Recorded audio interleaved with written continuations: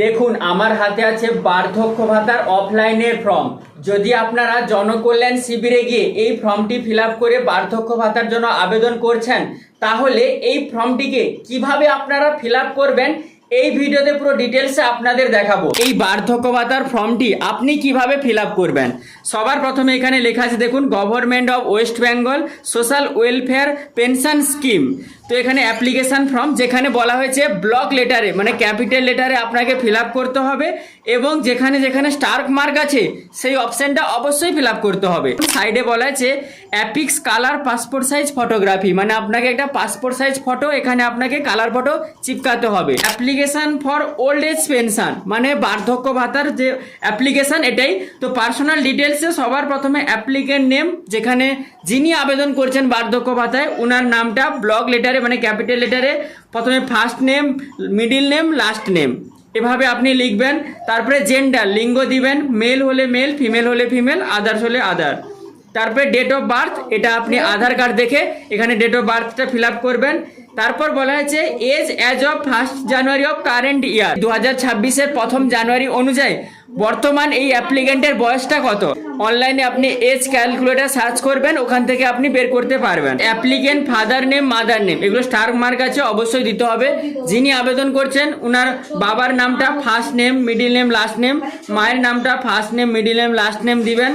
তারপরে কাস্ট, যদি আপনি জেনারেল কাস্টে হন বা SC ST আদার্সে হন তাহলে দিবেন। ম্যারিচুয়াল স্ট্যাটাস মানে আপনি বিবাহিত না অবিবাহিত, তো এখানে প্রথমে আনম্যারিড, ম্যারিড আছে, যেখানে যেটা আপনি স্টার মার্ক দিবেন। আর যদি সেপারেট হন তাহলে এখানে স্টার মার্ক দিবেন। তারপরে স্পাউস নেম ইফ অ্যাপ্লিকেবল, হাজব্যান্ডের নাম, এখানে একজন মহিলা আবেদন করছেন তাই এখানে হাজব্যান্ডের নাম দিয়েছি। পুরুষ হয়ে আবেদন করতেন তাহলে আপনি আপনার স্ত্রীর নামটা এখানে লিখতেন। তারপরে মান্থলি ইনকাম, আপনার মাসের ইনকামটা কত এখানে বসিয়েছি আমি 3000, এভাবে আপনি বসাবেন। তারপরে পার্সোনাল আইডেন্টিফিকেশন নাম্বার, যেখানে আপনার আধার নাম্বার দিতে হবে, ভোটার কার্ডের নাম্বারটা দিতে হবে। তারপর এখানে কন্ট্যাক্ট ডিটেলস, যেখানে স্টেটটা অলরেডি দেওয়া আছে, অ্যাসেম্বলি কনস্টিটিউয়েন্সি বিধানসভা ক্ষেত্রের নাম্বারটা এবং ক্ষেত্রে উল্লেখ করবেন।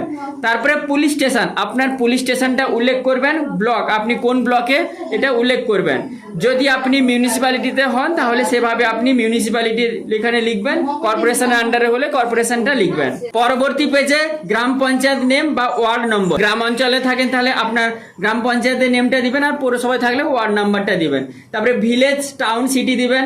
তারপরে হাউস নাম্বারটা আপনি ভোটার লিস্ট থেকে পেয়ে যাবেন। একটা আমি ভোটার লিস্ট পেয়েছি, এখানেই আপনি প্রত্যেকটা ভোটার বাড়ির নাম্বারটা এখানে দেখতে পাবেন। তারপরে আছে street name, post office, pincode এগুলো দিয়ে দিবেন। তারপরে আছে আপনি কত বছর ধরে ওয়েস্ট বেঙ্গলে থাকছেন এখানে লিখবেন, মোবাইল নাম্বার দিবেন, ইমেল আইডি থাকলে দিবেন, নাহলে দিতে হবে না। তারপরে আপনার ব্যাংকের ডিটেলস, যেখানে ব্যাংকের নাম, ব্রাঞ্চ নেম, অ্যাকাউন্ট নাম্বার এবং IFSC কোডটা দিবেন। তারপর এখানে বলা হয়েছে যে যে জিনিসগুলো আপনি দিচ্ছেন সেগুলো সেলফ অ্যাটেস্টেড কপি আপনাকে অ্যাজ এ প্রুফ হিসাবে দিতে হবে। যেখানে আপনি পাসপোর্ট সাইজ কালার ফটোগ্রাফি দিচ্ছেন, তাছাড়া কপি অফ আধার কার্ড দিচ্ছেন, ভোটার কার্ড দিচ্ছেন, কাস্ট সার্টিফিকেট থাকলে দিতে পারেন, নাও দিতে পারেন, এটা স্টার মার্ক নেই, থাকলে দিবেন নাহলে দিতে হবে না। তারপরে রেসিডেন্সিয়াল সার্টিফিকেট থাকলে দিবেন, নাহলে দিতে হবে না। কিন্তু এখানে copy of income certificate self declaration মানে আপনার ইনকাম সার্টিফিকেটটা অবশ্যই দিতে হবে, যেটা আপনি গ্রাম পঞ্চায়েত থেকে বের করে আনতে পারেন কিংবা অনলাইন থেকেও বার করতে পারবেন। Copy of first page of bank পাসবই, ব্যাংকের পাসবই ফার্স্ট পেজটা কপি করে আপনাকে দিতে হবে। লাস্টে বলা আছে সেলফ ডিক্লারেশন, যেখানে বলা আছে প্রেজেন্টলি যদি আপনি কোনো পেনশন পাচ্ছেন, কি পেনশন পাচ্ছেন স্টেট গভর্নমেন্ট থেকে বা লোকাল অ্যাডমিনিস্ট্রেশন থেকে, এইগুলোর মধ্যে তাহলে সাইডে যে চেক বক্স আছে ওই চেক বক্সে টিক চিহ্ন দিতে হবে। যিনি আবেদন করছেন এখন উনি কোনো পেনশন পান না তাই আমি দিইনি।